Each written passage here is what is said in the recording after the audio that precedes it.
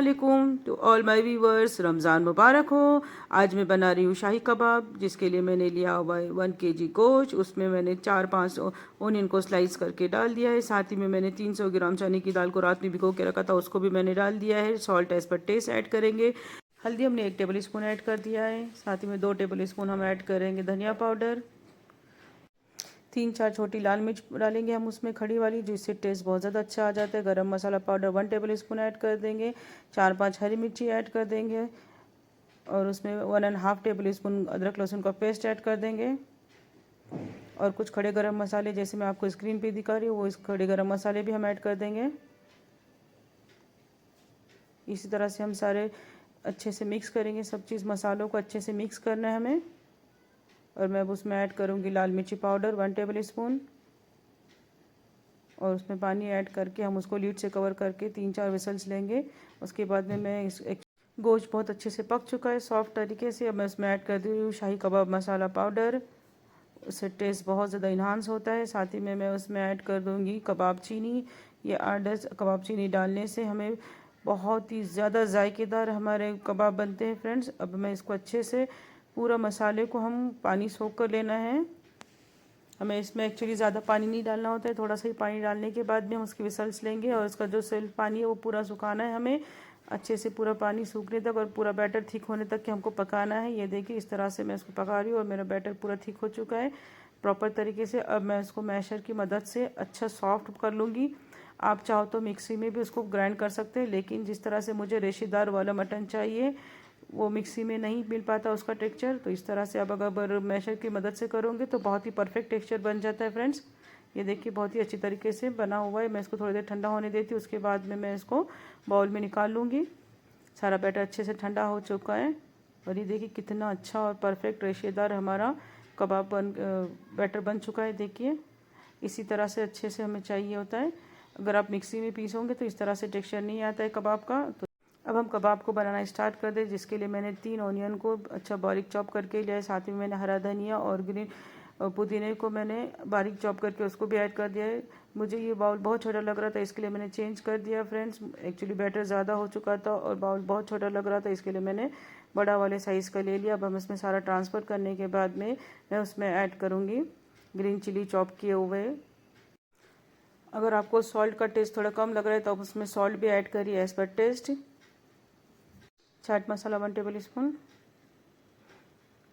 कबाब मसाला 1 table spoon, भुना जीरा powder 1 table spoon, black pepper 1 table spoon और लाल मिर्च पाउडर भी हम 1 टेबल स्पून ऐड करेंगे। और अब हम उसमें 2 अंडों को फोड़ कर ऐड कर देंगे।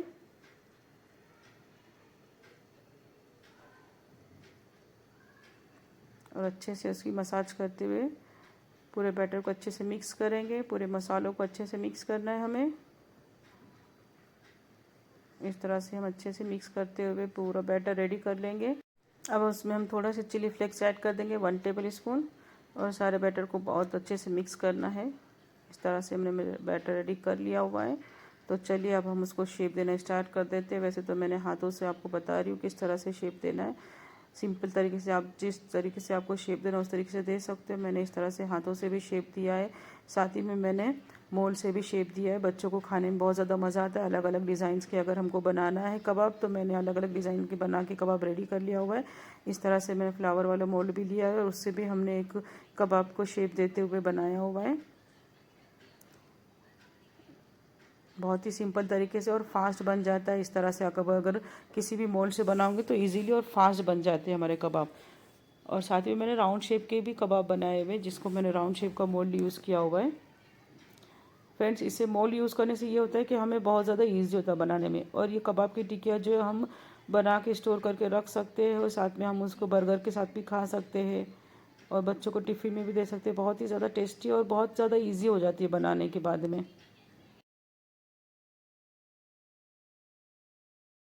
अब अगर जब बना के रेडी कर ले तो बहुत ही ज़्यादा परफेक्ट और इजी लाइफ हो जाती है इसकी वजह से। और पूरा रमज़ान का महीना आप उसको फुल इंजॉय कर सकते हो। और कोई कोई लोग जो अंडा जो है डायरेक्ट उसमें मिक्स नहीं करते, बाहर से अंडे को लगाकर फ्राई करते। तो मैंने तो ऑलरेडी इसमें डाल दिया है, अगर अब मर्ज़ी हो मन चाह तो मैं उसमें फिर से अंडा लगा के फ्राई कर लूँगी, अदरवाइज़ इसको डायरेक्ट भी हम उसको फ्राई कर सकते। तो देखिए इस तरह से मैंने शेप देते हुए बनाए हुए सारे मेरे कबाब बन के रेडी हो चुके। तो मैं अब हम इसके ऊपर प्लास्टिक वाला पेपर लगा कर अच्छे से रैप कर लेंगे, ताकि कबाब में हमारे कोई भी फ्रीज वाली स्मेल ना जा पाए। इस तरह से अच्छे से रैप करने के बाद हम उसको फ्रीज़र में रख देंगे फ्रीज़ होने के लिए। 4-5 घंटे बाद में अगर हम निकालोगे तो परफेक्ट तरीके से फ्रीज़ हो चुके हैं। देखिए मैं भी 4-5 घंटे बाद में इसको निकाल लूँगी। इस तरह से मैं रख दिया फ्रीज़र में पैक करके।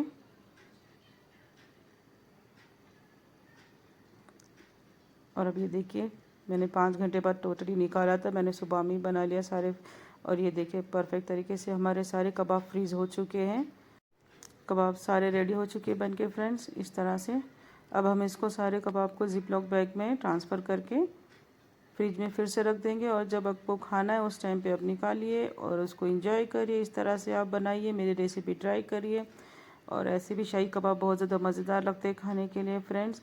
मैं उसका फाइनल रिज़ल्ट आपको इफ्तियार के टाइम दिखाऊंगी। अभी तो मैं इसको फ्रीज़र में रख दे रही हूँ और इफ्तियार के टाइम पे फिर से फ्राई करने के लिए निकाल लूँगी। आप भी मेरी ये कबाब वाली रेसिपी ट्राई करिए फ्रेंड्स। जिप लॉक बैग में या एयर टाइट कंटेनर में आप अगर कबाब रखोगे तो आपके कबाब की लाइफ और ज़्यादा बढ़ जाती है और उसमें कोई भी फ्रीज वाली स्मेल आती नहीं है। तो फ्रेंड्स मिलते हैं आफ्टर ब्रेक।